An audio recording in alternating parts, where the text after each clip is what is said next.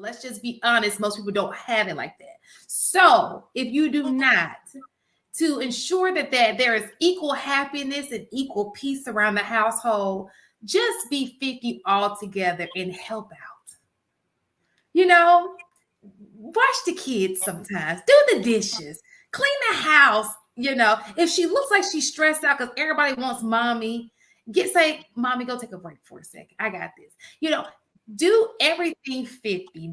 It should not be the burden is on one person. It should be evenly distributed in the household, if that makes any sense. Well, that's not his stance. I've seen a few videos. I think he was on Hardly Initiated, one of the episodes as well. And his doctrine is that he do feel that men should, in terms of the financial aspect, should be 100%. So right. Not at that moment, he's like, if you're not in that moment, that's fine. But your goal should always be being able to cover 100%, period. You're not a man if you can't, cover 100%. So your goal should always be covering financially 100%, because if she leave you, then, you're going to be on your behind if she's covering 50, like that kind of stuff. So his message is a man should always be in a financial position to cover 100%. Oh, I agree. I understood his stance. I was saying that since most people are not because we looked at those stats and what the incomes are, since most people, let's be realistic, are not in a position to pay 100%. Okay, let's talk about what you can pay and what other things you can do to offset the fact that you cannot pay 100%. Help around the house, pick the damn dish up. You just go clean that motherfucker yourself. Like, so okay. This is my question. So we're not getting married, right? We not every man has a woman.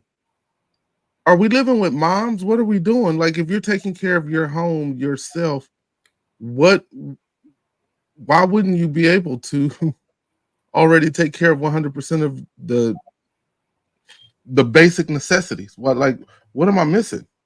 Well, I think what happens is, so when you have a wife and you have kids, that one bedroom that you used to live in, now you may have to live in a 3-bedroom place, right? So things change when children are involved or when another person is in a household. I used to have to buy meals for one person. Now I gotta feed for you, so it's when you by yourself, when two people come together. Yeah. Right. When you are taking care of other people, obviously you have to think differently, budget a little different with your money, in opposed to being by yourself. So if I'm in a 1-bedroom, right? I'm trying to make this make sense. As a single man, I'm in a 1-bedroom and I'm talking to this chick. Let's say I'm 27 years old. I'm just throwing a number out there. And I bring this female into my space. Right now, the only thing that has happened is I've moved one person into my space. So the only real thing that happens is maybe my food goes up a little bit, maybe the lights go up a little bit, but you're not really there shouldn't be a significant difference, right? In the amount, right? But in that scenario, but people don't just stop at them two joining together. They usually bring in a family. I think that he's thinking about when you have a full-fledged family. I don't think he's talking about the two single people and they come together and they're just like in the honeymoon, because they don't have any responsibility. I don't think that that's the phase he's talking about. So we're talking about a man without a plan. Ain't podcast guessing. So my thought is, right, once you get with this lady and you've gotten married, you should have a plan and benchmarks as you progress in that relationship. So before we have kids, we got to have this, and you got to be moving to that. Once we reach that, then we can have kids. Then we can have one kid. If we want another kid, we must have reached this benchmark. I think if you're trying to be in a successful relationship and a successful marriage, and you're trying to grow a family, these are things you got to set in place before any of that stuff happens. Otherwise, you're out here winging it. I understand that. Okay, go ahead, Enos. So here's the thing, because I hear your thought process, AP. I don't disagree, right? I think that's how most men should move. There's just two things. Have you seen what 1-bedroom apartments look like for 27-year-old men? Yep. Does that look like the type of dwelling that a woman would not require more furniture, more decorations, more dishes, more of everything? Does she already have it at her house? We're combining into one, right? What if she's living with her parents, so she doesn't?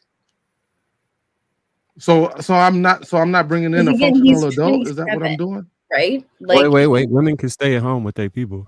That's how you want them to be, under the covering of their father, ideally. At 25, 27?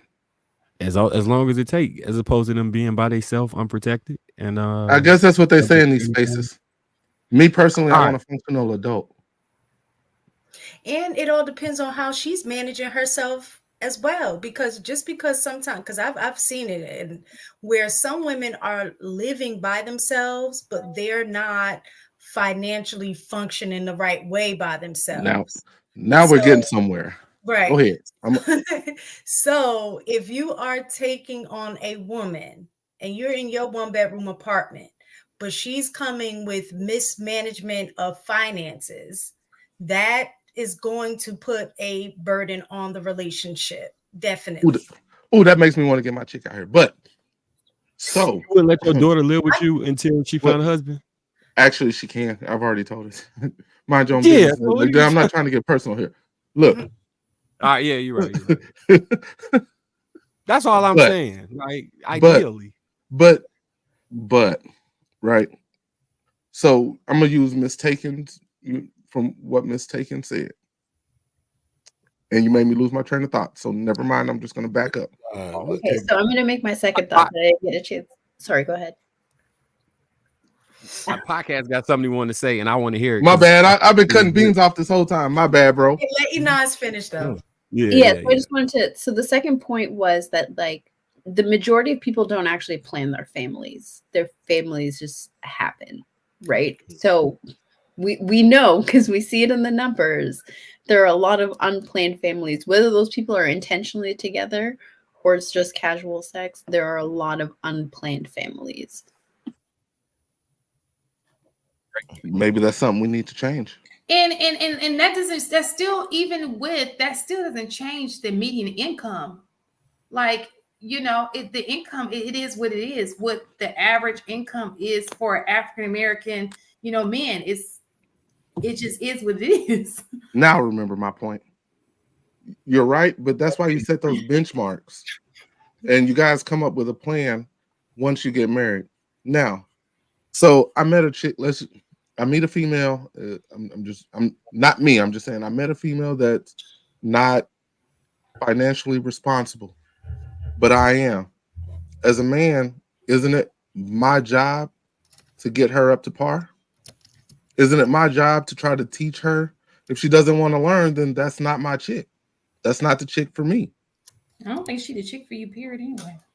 But I mean, she may have never learned 100% that you should be. She may have just never learned that skill, because many of us weren't taught that skill and we had to learn it on the fly as we got older, right?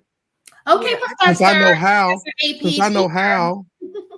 Yeah, but I think since I know how, why wouldn't I teach her and help her get her finances in order so that we can actually move forward as a unit if I'm dating with a purpose to get married? Gotcha. Change your name to Professor AP. That 100% that he was talking about. Because I do think as a man, especially if we're saying that is a man's responsibility, the financial part, I think that part is part of providing that 100%, is you giving that guidance and that teaching to that woman about how to manage the finances. You know what I'm saying? To help with that. So I think that that's part of that 100%. I don't think everything is always the physical aspect of providing the dollars for everything. Sometimes it is about providing the knowledge, you know what I'm saying, of how to do something.